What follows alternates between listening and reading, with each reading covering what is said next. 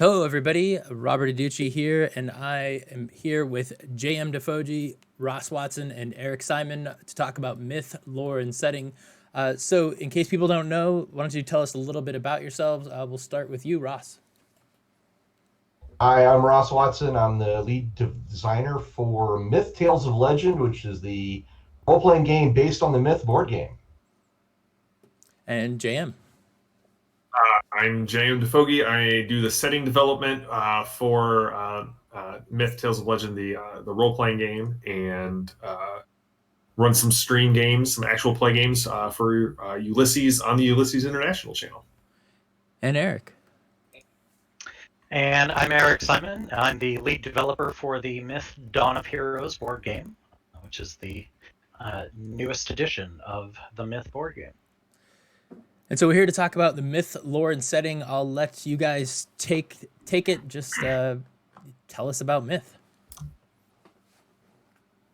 Well, Eric and I were talking about this earlier, and I think the thing that was interesting to me was Eric pointed out that myth is a setting that has kind of an interesting relationship with the idea of good and evil, with light and darkness, because those are like cosmic forces that are also actually aware and sentient.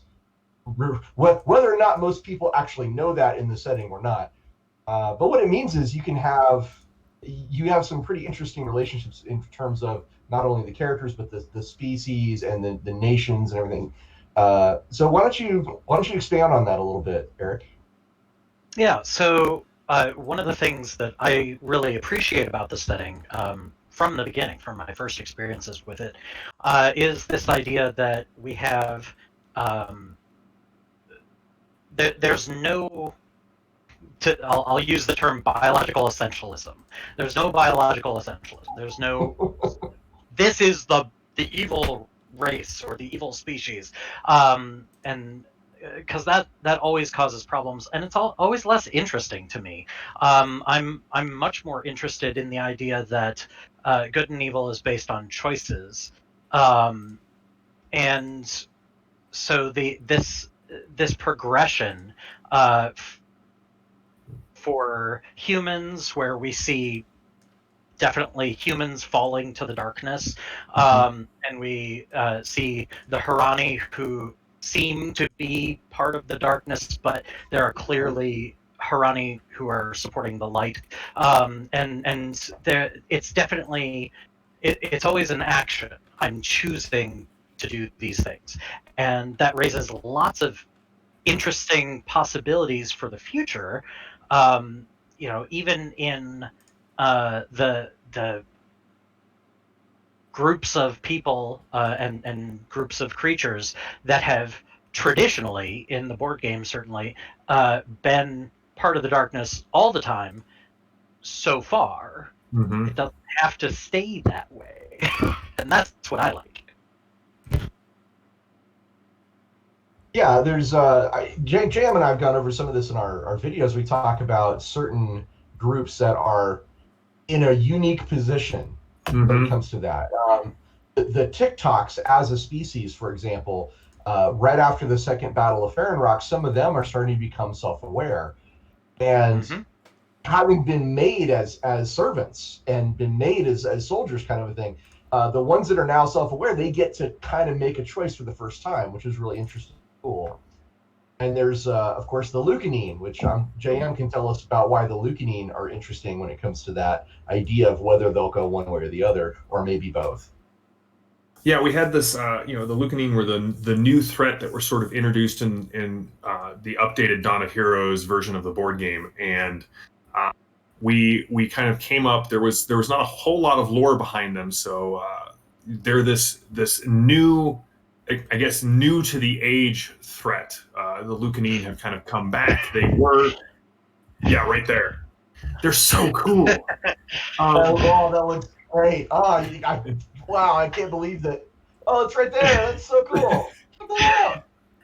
Awesome. Yeah, that's. I can't wait to see the minis for it. All right. Yeah, same. We didn't want to just say, hey, it's a new threat that is just wholly dedicated to the darkness. And so we basically, the adventure that we're going to be writing for the starter box puts the hero in the choice of, hey, there are some of these Lucanine clans who are definitely like just out to grab land for themselves, and there are some who are like, listen, war may not be the best or only path for us forward. And there are people on both sides kind of fighting for the light and fighting for the darkness. Obviously, the darkness would love to see the Lucanine just become a rampaging threat through the center of the Four Kingdoms, but there are people within both the Riverlands, where we're setting the starter box, and within the Lucanine clans themselves, who are like, listen, we're not just, furry swords that the darkness can throw at heroes. We actually have our own goals and our own desires, and so we made them. While they are a threat, that sort of it hasn't really been decided where they're going to fall, and depending on the hero's choices, that'll affect the campaign going forward. Yep. And of course, there will be Lucanine in the Dawn of Heroes core box. And so you'll see them be a little bit of the opponent in that, but those adventures are going to be a little more complex than that, shall we say. There's certainly a clear and present danger in the Four Kingdoms. There's no question, and definitely, there are some clans of the Lucanine that are absolutely like, kill everyone, this land is ours. I just finished. Finished editing that, and so the Bloodbound Hold is not a friendly place, and there are definitely agents of darkness who are like, no, listen to us. We can tell you the truth about what happened to you. Right. And, yes. Well, you mentioned. Yeah. Sorry. Go ahead. No, finish. Oh, I mean, there are, shall we say, there are adventures where that's sort of happened before with others, I'm blanking, the bird people. I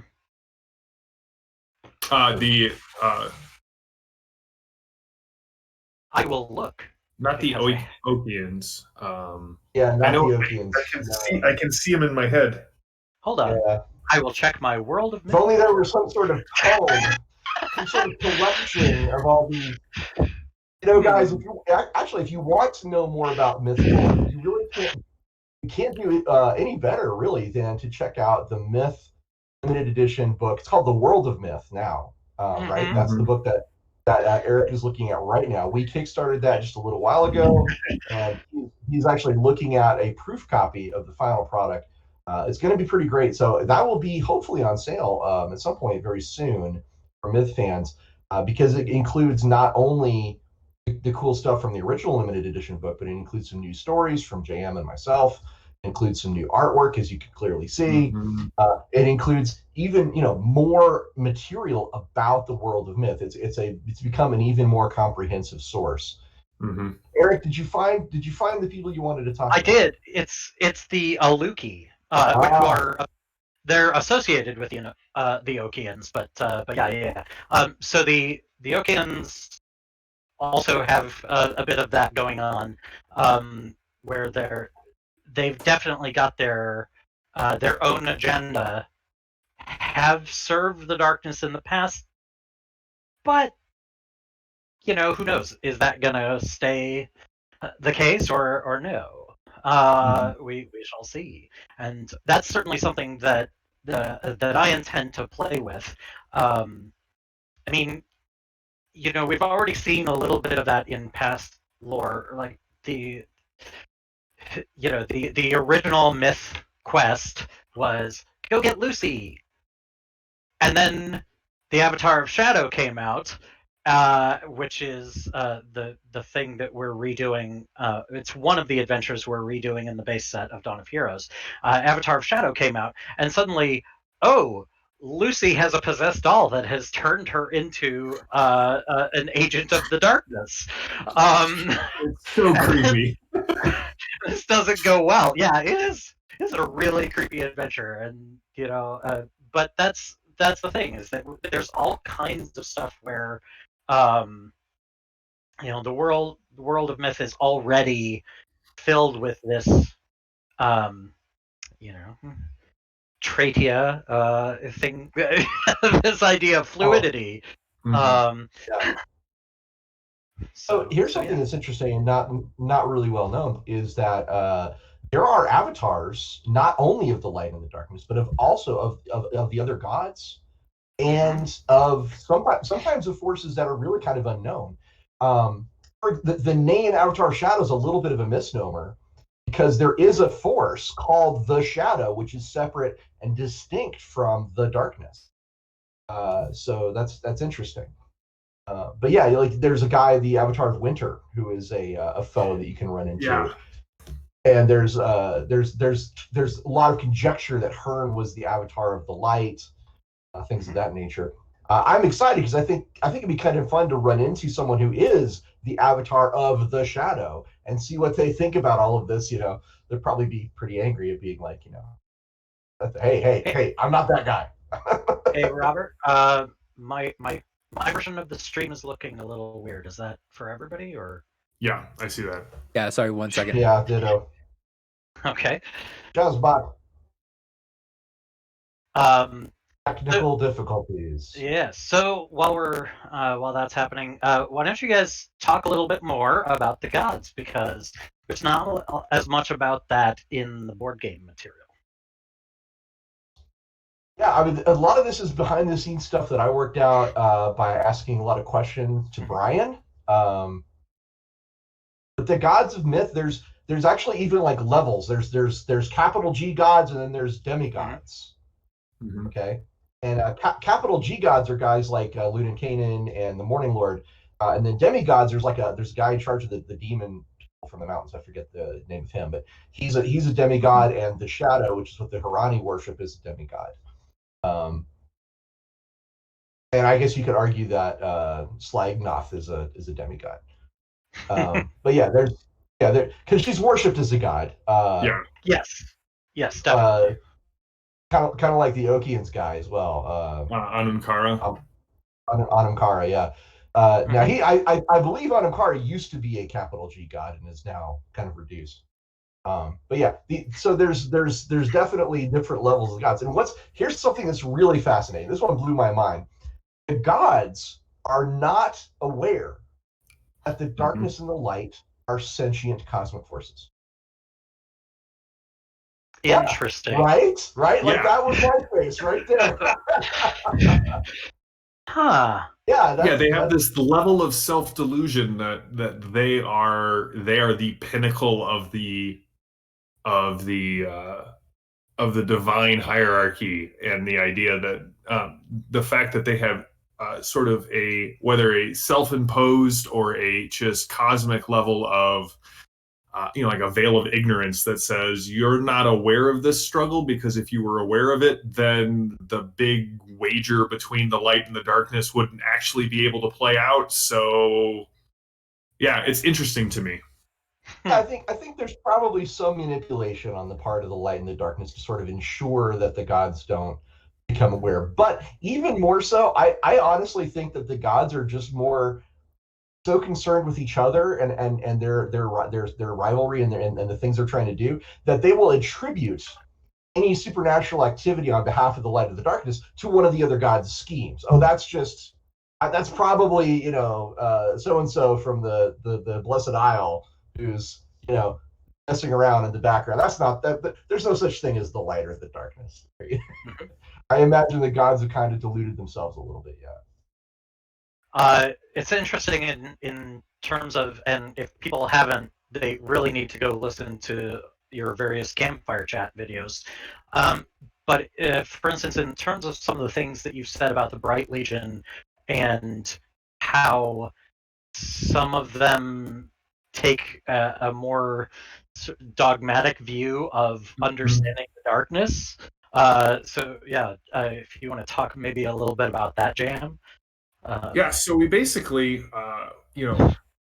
when you look at some of the lore of of myth and kind of the themes that Ross and I were talking about that we wanted sort of front and center is there's definitely this kind of, right, the Bright Legion, it's almost, I don't want to say it's a throwaway line, but it's almost kind of downplayed that they have these vaults where they put people. And you're like, well, that's okay. That's interesting. And then they're sort of counterbalanced to the Bibliosofts who are out there trying to sort of revitalize knowledge and revitalize kind of gather the lore of the previous ages. And so Ross and I wanted to lean into that. And so basically we have this idea of what to do with knowledge is a big kind of component of the role-playing game setting, and the fact that, right, the Age of Legends happened where everything for humanity was going well. Magic was higher than it's ever been. Technology was just, unbelievable. Nobody really, no one thought that the ride would end. And then it does, right? The darkness comes in, it comes crashing down, it burns a bunch of cities, and the warnings fall on deaf ears. And if it wasn't for Hearn, everything would have collapsed into darkness. And so kind of coming out of that, in this, the four kingdoms have rebuilt themselves, and they've learned the lessons that have come before. And the Bright Legion, which has sort of stood for a almost 2 ages of the world as kind of the defenders of darkness, they have now sort of come into the view that, listen, the more people actually engage with the darkness, the easier it is for them to get corrupted. When they start going down these certain paths, whether they try, for whatever reason they're doing it, the intent doesn't matter. It always ends in darkness and despair and death. And so the Bright Legion, during the second siege of Farron Rock, there's this background story that we kind of spun in there, and this very dogmatic leader rises after the siege and says, listen, we're the ones who know best what's for the four kingdoms, and we have seen this fall into ruin now almost twice. We're going to be the ones who say this knowledge is okay, and this knowledge and anybody who has it needs to be locked away for the rest of their lives. Now, on the flip side, you have the Bibliosofts who are like, listen, did you see what happened in the Age of Legends? This is awesome. We need to recover it. And they are, on the where information should be, they're very much on all information should be free, but without sort of recognizing the perils and pitfalls and the lures of darkness that the darkness does put out there. And so neither side is right and neither side is wrong, and both sides have their reasons. And then it's really up for you as the GM, you as the players, to kind of interact with these two factions and how they play out in the adventures and in the world. Yeah, the Bibliosofts are like, the best way to fight the darkness is to learn everything we can about it. And the Bright Legion's like, no. If you fight fire with fire, someone gets burned. And we almost burned down the world at the end of the last age. Yeah, so we gotta put it in a box. That's right. Those vaults. So actually, what's funny is Bibliosoft and the Bright Legion both have storage facilities that they put things into. The Bibliosofts mostly just make a library out of it. They're like, here's all our books. Like, come see all the knowledge we've collected, which is cool and that's neat. Mm-hmm. But the Bright Legion's were like, hey, here's this vault with all this knowledge that we collected. Let's put it in this room and lock it up so no one will ever get in. Oh, and here's a guy who knows about the darkness. We'll put him in a cell next door. And here's this item we recovered from a darkness foe. We'll throw it in the next cell. Well, I think the fact that what Eric was talking about earlier, it would be very easy to just set up the Bright Legion as the epitome of good, and sort of remove any narrative chance for interesting stories. And so we already saw this kind of dogmatic pattern. And as Ross and I were talking about it, it was like, well, it doesn't make sense if Farron Rock has withstood 2 attacks by the darkness, it doesn't make sense that the darkness is just going to keep, I'm just going to keep throwing hordes at this siege or at this fortress. So the idea was the second siege, they purposefully killed and discredited the Grand Master, so it looked like there was something going on, and so it allowed this faction that the darkness is like, cool, in several hundred years they're going to be on my side because I've planted the seed here, and my game is the long game for the ages. Like, I don't need to win now, I just need to start things so that I win eventually. Right. Well, I mean, the darkness and the light both learned lessons from the first siege of Barren Rock. The first siege of Barren Rock was foiled due to Hearn. But Hearn was betrayed and killed. And that's what created the Mornblade and lots of other things. Long story. But the bottom line is that Hearn was killed, betrayed and killed. So the light was like, cool, I put my power in one person and that worked, but only for a little while. So the light is like, what I'm going to do now is I'm going to spread out. I'm going to find groups of heroes. I'm going to find numerous people who have that spark of greatness and inspire them. And the darkness is like, well, crap, I attacked this thing twice and it just is not working. So what the darkness learned was like, okay, so if Hearn was the guy that stopped me, what I'm going to do is I'm going to turn Hearn's people against them. And as JM was saying, they killed the Grand Master and were like, okay, we're gonna, the replacement will be our guy. He'll have some seed of darkness in him. So yeah, the Bright Legion has sort of slowly been getting more and more like dogmatic about the ideas of the darkness. However, like the majority of the Four Kingdoms still see them as this thing that Hearn built, the heroes. So it's complex, it's nuanced, it's layered. There's things going on there, which is cool. And the Bibliosauce don't have it right entirely either, although they are kind of closer to my heart because I love the whole like information should be free thing. But yeah.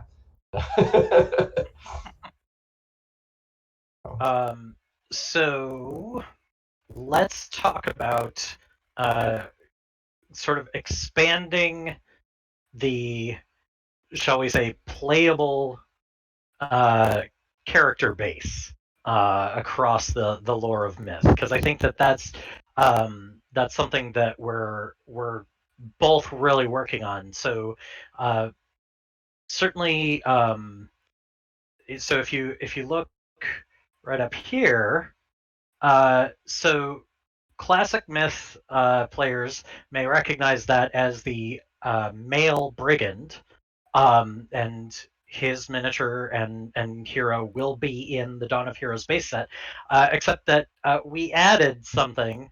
We took off his headband in this picture, and we showed that he has pointy ears. Woo! Dun, dun, dun. So yeah, in the original Myth board game, like there are mentions of elves, but there aren't any playable elves, and so here we have one. And of course, we have our Octavian soldier. Just over, yep. Just Eric, there we go. Yes. The original archer is an elf as well. She is. Oh, sorry, cat. It's time to play Das Schwarze Katze. But she is, but again, like it's not clear. It's never really made. And so that's something we want to do a lot more. So we had the Harani Brigand in the original Myth set, but yeah. So that's, as we move forward, we're trying to make the Tavian soldier a key figure. So she's going to be featured front and center, and there's some new soldier car art for her, and yeah. So but tell us about, you guys are doing a lot more than that because you have an RPG and you can really. So tell us about the expanding character base of the Myth. Well, in the RPG, obviously, you can take any species of the 6 that we have, which is humans, elves, dwarves, Spriggans, Tavians, and Harani. And combine that with, as you wish, with any of the 12 archetypes that we have. And we mentioned that, I think, in our if you want to know more about the archetypes, go to the Ulisses International channel on YouTube. We cover all about character creation and the rules and things. Yes. Yeah, there's 12 different archetypes, and you can so a Harani could also be an apprentice, which is kind of awesome. A Spriggan could also be a soldier, or could be a hunter. Things of that nature. So just the fact that you can combine any species with any archetype is a good start. Then, of course, we actually, in the RPG, we drill down a little bit too. So we have your talents and your backgrounds. The backgrounds is something JM has actually been watching me work on lately. And it's been a lot of fun to get really in depth about like where you're from and how that impacts what you get to become. And in the future, we're looking at even more options. Like one thing JM and I have already kind of committed to is that after not the first wave, but after we complete for wave 1 and move on, TikToks are number 1 on the list of like new playable characters, because we think being able to play TikTok would be super fun. When we originally were doing our like vision meeting, I was like, I want TikToks, and he's like, really? And I'm like, yeah. So like, and I gave him the idea, and he's like, that's awesome. I don't think we can fit it into the first wave. I was like, that's fine, as long as we can just like put it out there for later. I'm fine with it. And and we are Octavians are a thing that didn't come around until the role-playing game. Yeah. So we've already got a new species. Basically. Yes. And like there was, so in the original card art for Myth, there were some things that suggested this mongoose humanoid species, but that's definitely something that you guys clarified and really brought to the world. And I'm excited to. Let's be honest. Keith and Brian, we owe them a great debt. Like they're the ones that created this. Keith kind of brought the whole idea of Tavians to life visually, and then Brian like talked to us a little bit about like what he thought, and then we took it and ran with it. So and I think that there's plenty to mine in what they have already generated, like the TikToks and the idea of making TikTok heroes. So now I'm trying to contemplate which class is not in the first Dawn of Heroes, which class will be in the second Dawn of Heroes set that will be a TikTok. Yes. Right? I gotta think about that. I think something else I think I'd like to explore is actually kind of what you started talking about. Like in the myth, the World of Myth book, one of the agents that you can have as an ally is a grubber who's learned to kind of civilize and become. And I think we'd love to offer, again, not in the first set, guys. This is not the first set. At some point in the future, I think it'd be fun to offer people the chance to play like some of the monster races as protagonists and heroes. I think quote unquote monster races. The ones that you commonly see in the board game. How about that? Yeah, threats. Yes. Threats. Yes. But I think that would be, I think that would be really cool. And having there are definitely things that I could do with that as well. I would love to see a Lucanine hero. Like, I think that'd be spectacular. I wasn't just gonna come out and say that, but since you did, okay, that's definitely. I was. What have you done? So I've actually been pondering a Lucanine monk. Yes. Oh, that'd be fun. Yeah, that's something I've been thinking about. Well, that is. Now I want to write an adventure, like a tournament where we have like on the cover like a Lucanine and a Tavian kind of going at it, surrounded by like the crowds. Yeah, I think that could be a lot of fun. In our campfire chats, we've come up with characters that we'd love to play. Like I had an idea for Harani, who was an acolyte of the Shadow, which I thought would have been a lot of fun.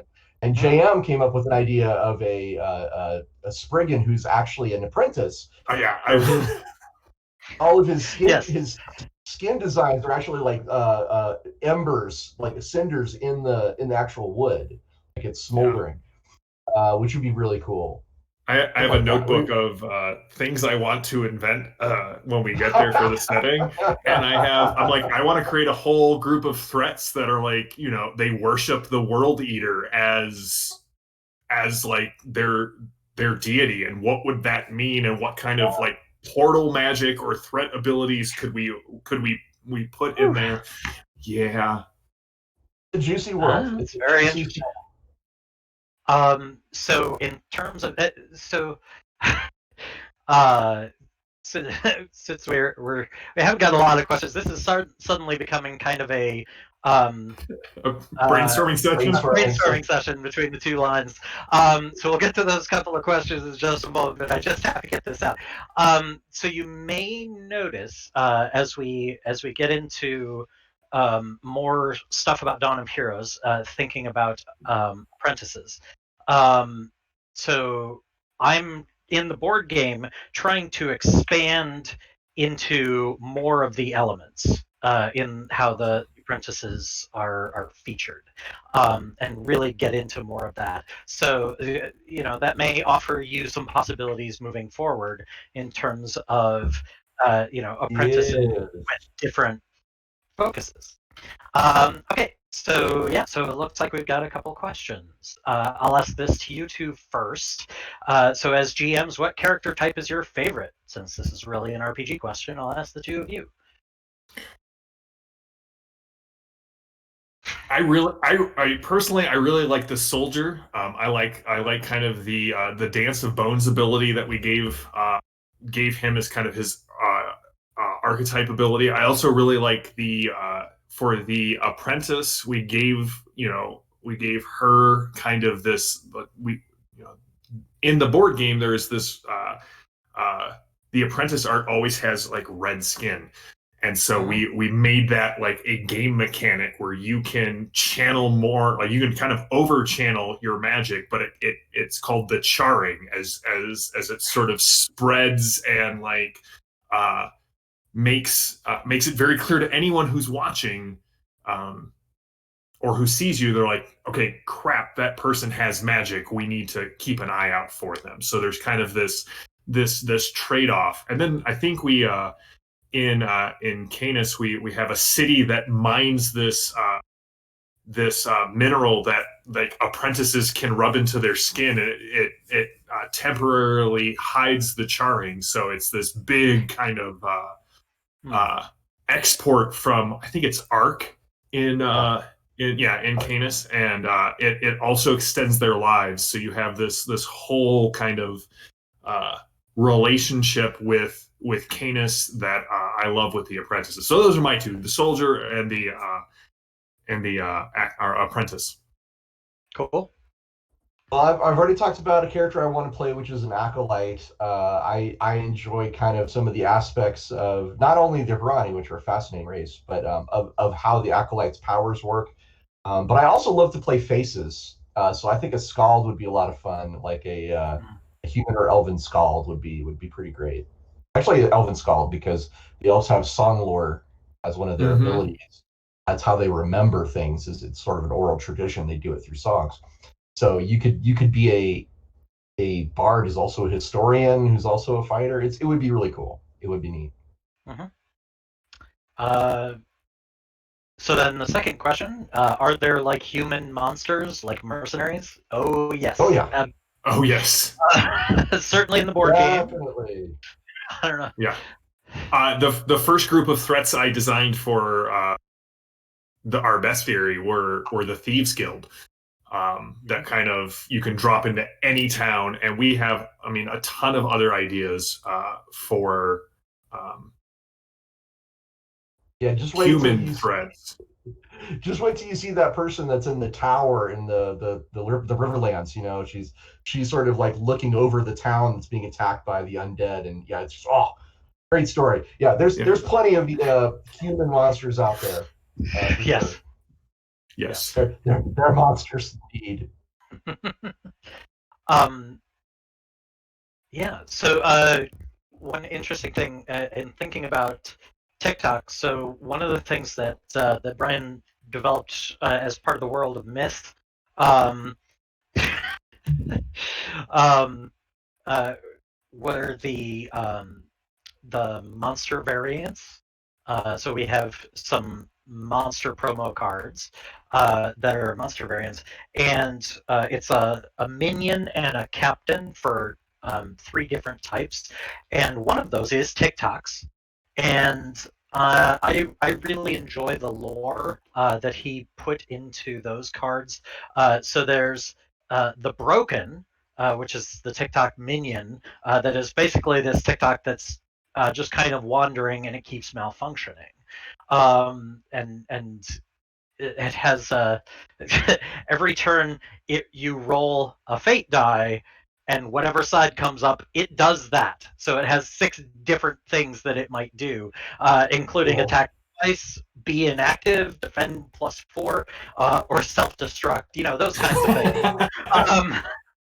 And then there's another one, the Abandoned, which is the TikTok captain, except that it always prioritizes other TikToks, and it consumes them. So it gains health by eating other TikToks. Oh, basically. that's awesome. Yeah, so it's because it no longer can be repaired by its makers. So I'm getting some Robot Carnival vibes off of that. Yes. Wow. Mm-hmm. Nice. Wow, that's cool. I dig it. Are those new for the World of Myth book? Excuse me.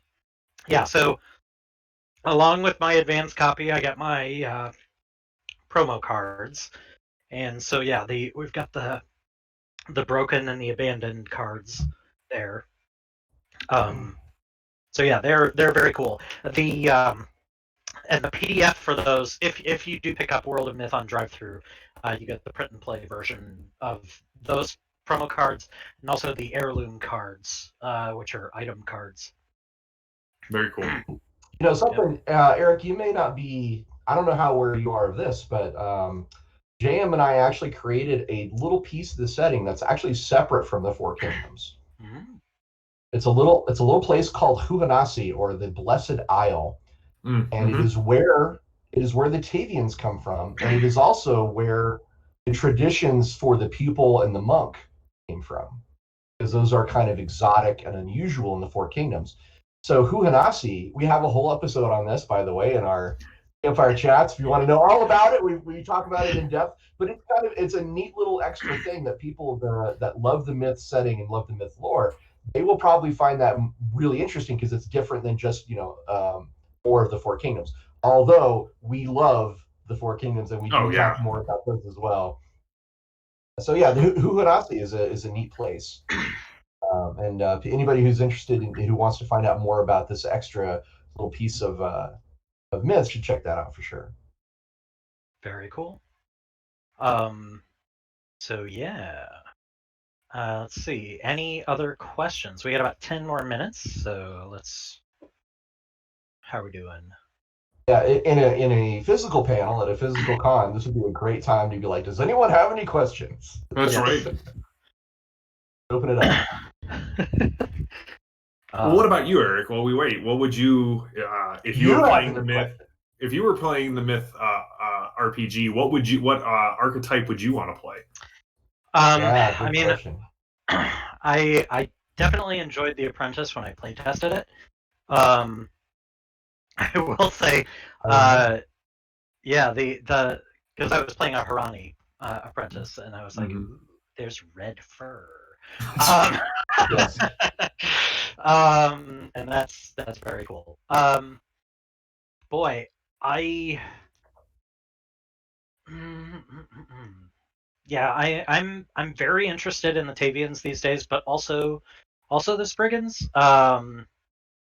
So yeah, I'm one of those who is my interest in fantasy is kind of I faded in terms of elves and dwarves. Like I get it. I get it. They can be cool, and I will do my best to present them in a good way that's interesting.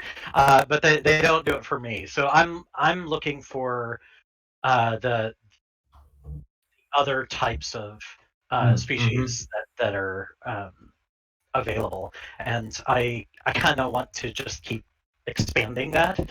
I think it's kind of hard to imagine in the lore, but having an Okian hero would be super cool. Yeah. That's a tough sell. I think we'd have to work hard to figure that one out. Yeah, that may be way down the road after some major world events.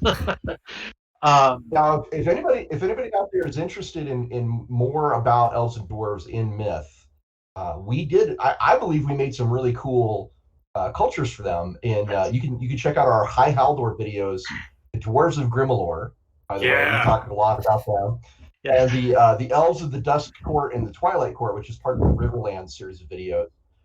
We go into depth about why they're cool. They are cool. I do get where Eric's coming from, but I think we made some really neat things about them.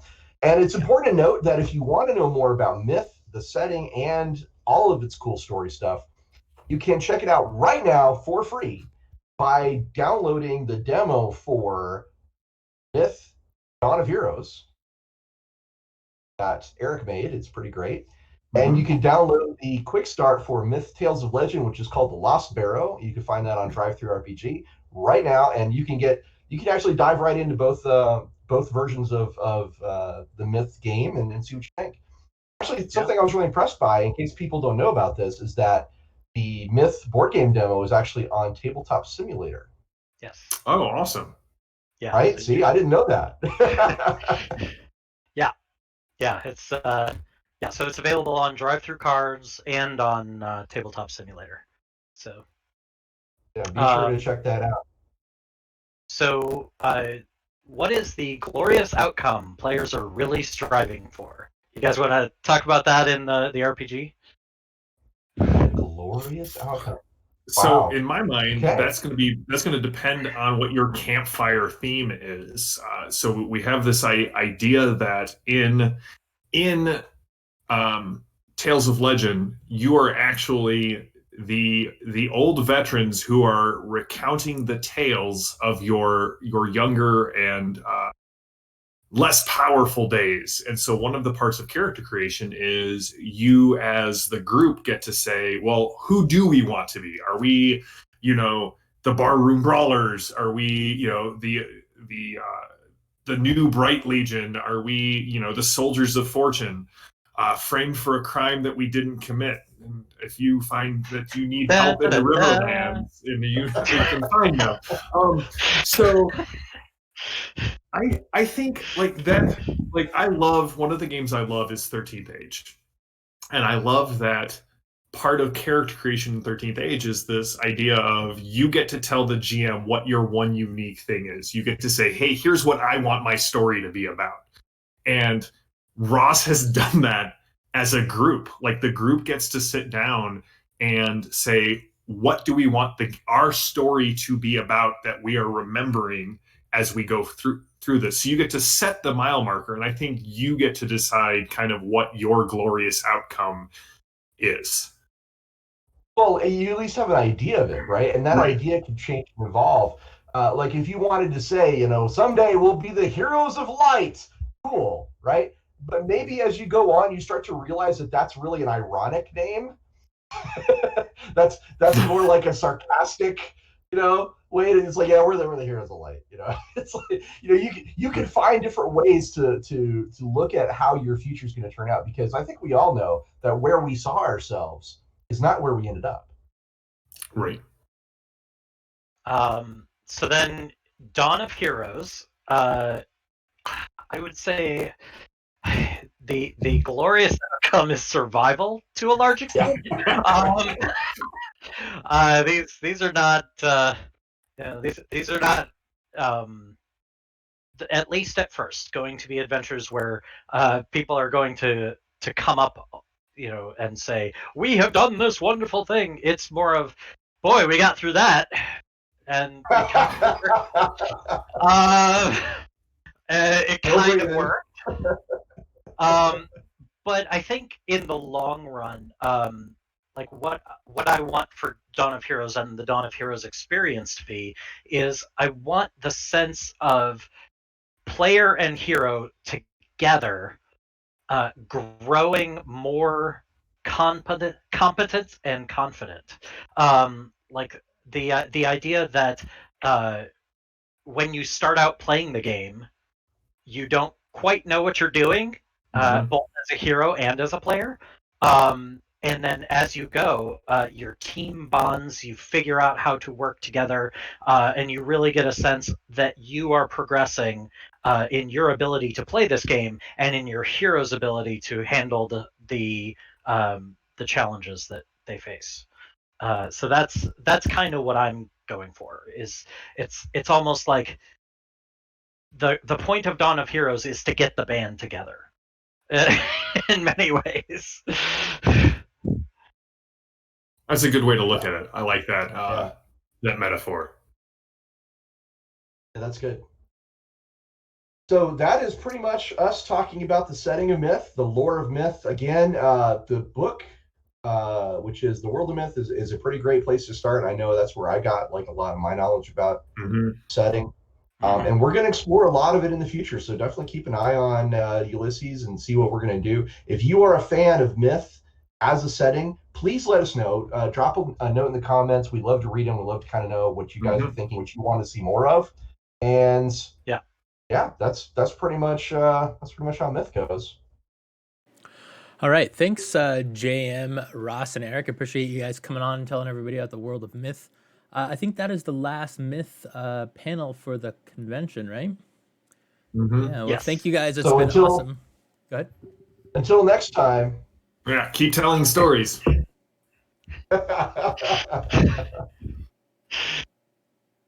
love our sign off.